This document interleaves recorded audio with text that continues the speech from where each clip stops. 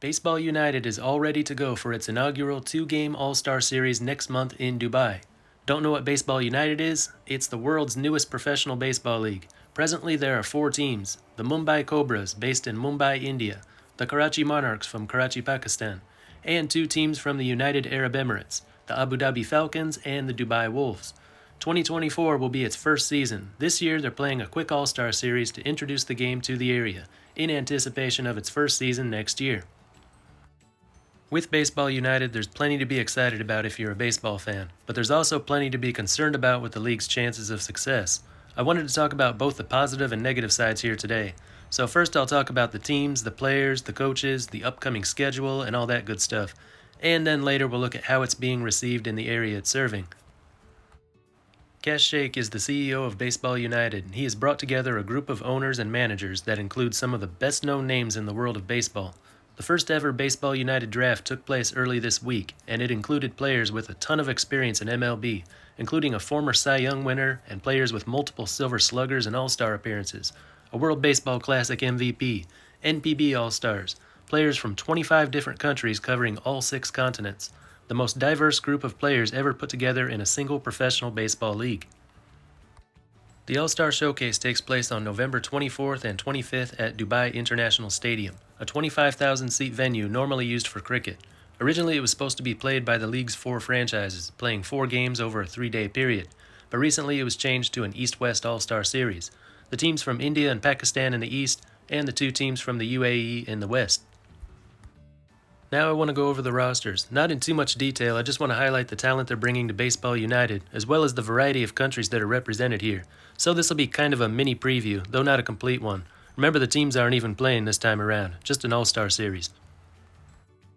The Mumbai Cobras are managed by Chris Sabo, a 3-time Major League All-Star and a 1990 World Series champion with the Cincinnati Reds.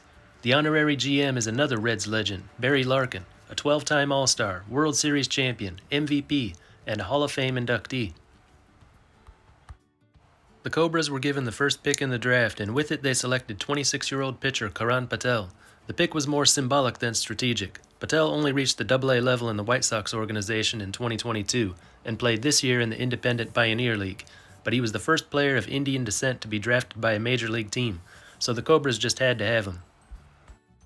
Other pitchers, they've got Zach Roskup. He last pitched in MLB with the Rockies in 2021, now a reliable arm in the Atlantic League. From Panama, Enrique Burgos, an MLB reliever back in 2016, lately has been pitching in Mexico with good results. From the Virgin Islands, Akil Morris, who last pitched in MLB in 2018 with the Angels. Robbie Ross, an MLB reliever from 2012 to 2017.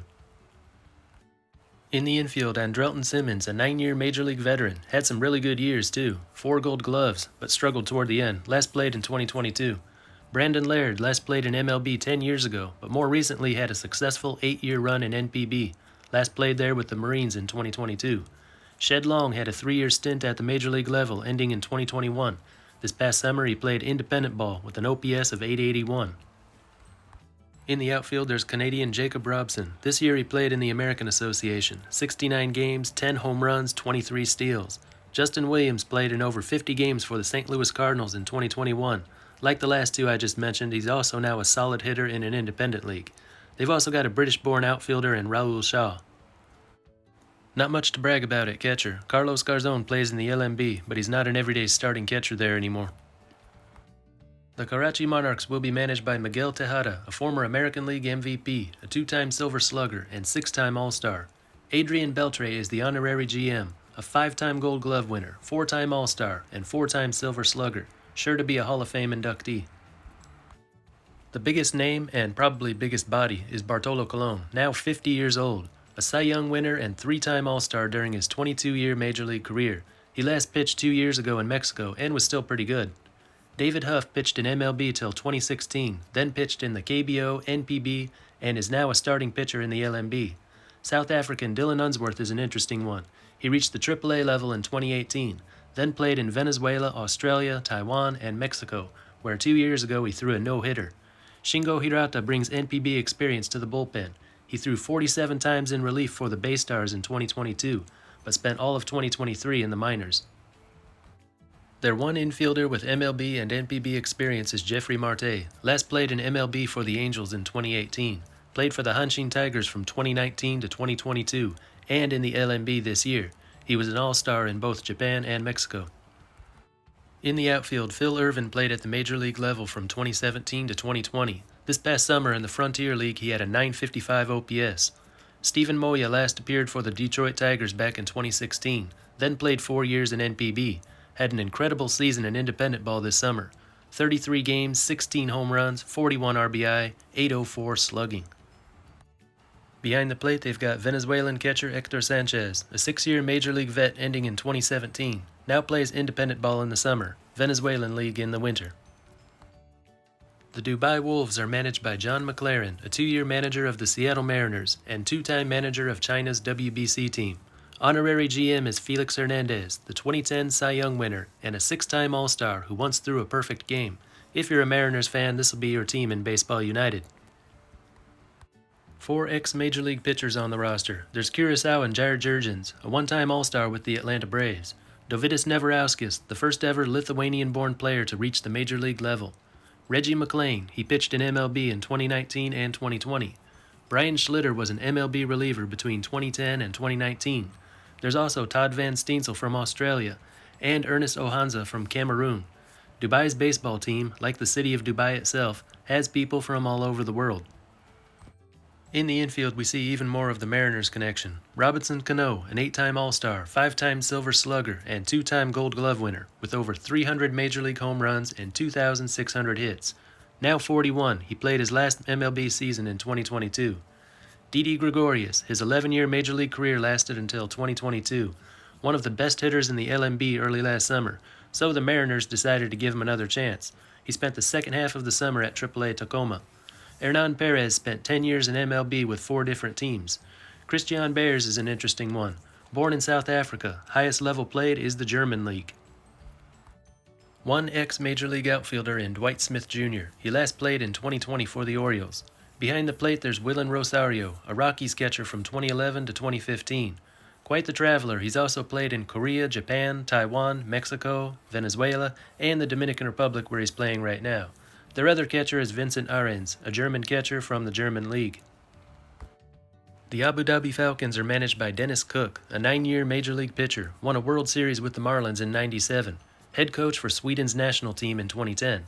Honorary GM is Nick Swisher, a World Series champion with the Yankees in 2009, a Major League All-Star a year later. They've got Andre Rienzo, the first Brazilian-born starting pitcher in Major League Baseball, played in Mexico over the summer. Severino Gonzalez from Panama, a Phillies reliever years back. Another former Phillies reliever, J.D. Hammer, last appeared in MLB in 2021, AAA in the Angels system last summer. Shungo Fukunaga, a former Hanshin Tigers reliever in NPB. Then there's 22-year-old Konsta Kurika from Finland. The biggest name in the infield is Pablo Sandoval, 2-time All-Star, 3-time World Series champion, and 1-time World Series MVP. Last played in MLB in 2021. Has played in Venezuela and Mexico since then. Alex Liddy, the first born and raised Italian in MLB 10 years ago. He's also played in Taiwan, Puerto Rico, and now plays every summer and winter in Mexico. 24-year-old first baseman Sam Abbott gives them a Middle East-born player. He was born in Kuwait, played with 2 independent league teams over the summer. 4 outfielders with Major League experience. Gabriel Guerrero, Reds 2018. Cuban Rusney Castillo, Red Sox 2014 to 2016. Alejandro De Aza last appeared for the Nationals in 2017, a .390 on-base percentage in independent Long Island this past summer. Dylan Thomas last played for the Angels in 2022. 2 European catchers, Italian Alberto Mineo, reached AAA in the Blue Jays organization 5 years ago, now one of the best hitters in the Italian League. The other one is Leo Backstrom from Sweden. He also plays in the Italian League, where he had an on-base percentage over .400 last summer.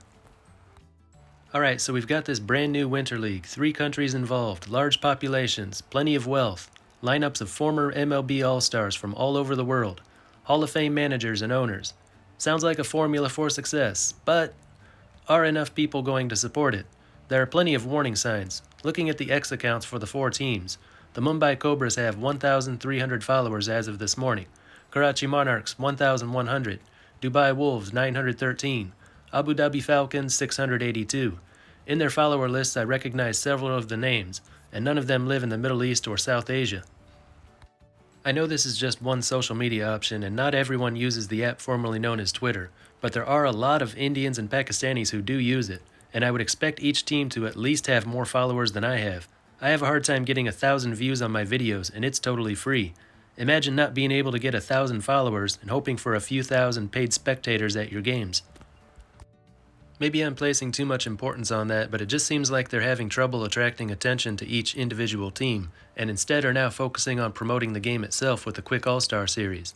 Then they'll have another year to try and promote the individual teams. Their plan was to have 4 teams for the showcase in November, then expand to 8 next year, but I think you'll see them scale back on that plan and just go with the original 4 next year. Another warning sign, on Monday when the draft was live streamed on YouTube, it got up to just 600 viewers toward the end. Not much. And in the chat, the comments were almost entirely Japanese. Fans from Japan were just looking to see which Japanese players and former NPB players got drafted. It's good that a few hundred people in Japan were interested enough to tune in, but probably none of them are flying out to Dubai next month to attend the games. If this is going to work, they'll need people in Dubai next month to purchase tickets and be present at the venue. Last week they announced a change in the format and schedule for the big event next month. The event was pushed back to later in November, and instead of being 4 games played by the 4 teams for the inaugural showcase, it's now a 2-game All-Star series. Cutting the number of scheduled games in half is never a good look. Could be another reason for it, but my best guess is they thought they'd have trouble selling enough tickets to fill the seats for 4 games. In their defense, it is quite a large venue, about 25,000 capacity. They are not expecting to have crowd sizes that large when they start regular season play next year. So filling up 80% of the seats or more was always going to be difficult in a country and region where baseball is not well known. They'll be expecting maybe a few thousand at each game over the course of a season. So maybe it was never reasonable to expect 20,000 fans in 4 different games over 3 days. Tickets went on sale last week and they can be purchased at the official site, baseballunited.com. Ticket prices in US dollars are $13.75 for outfield seats, $39 for the first and third base lines, and $55.85 for seats behind home plate.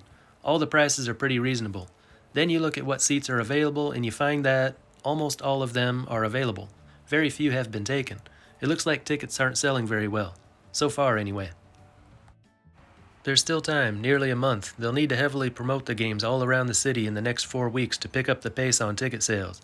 I hope everything works out. Hope there's a full house, or close to full, in attendance for the 2 games in November. Hope each team can attract a loyal fan base for the first season. Hope we can enjoy baseball in the Middle East and South Asia for many years to come. But I think you can understand why I have my doubts about its chances of success right now. I'm not totally negative on it though, it might just be too early to tell. I've been watching the ticket sales daily and they have been picking up little by little, and since the draft the team's follower counts have risen quite a bit. Still 4 weeks till the big event. If they can continue to gradually gain interest, it can be a success. The rosters are going to be impressive, the performance on the field will be something worth watching, but as we saw with the Israeli League and the Canadian League 2 decades ago, having lineups full of star players isn't enough. You need support from the area you're playing in. Those 2 leagues didn't make it past their first season. Hopefully Baseball United has better luck. Anyway, that's all for this one. Until next time, this is Baseball International. See ya.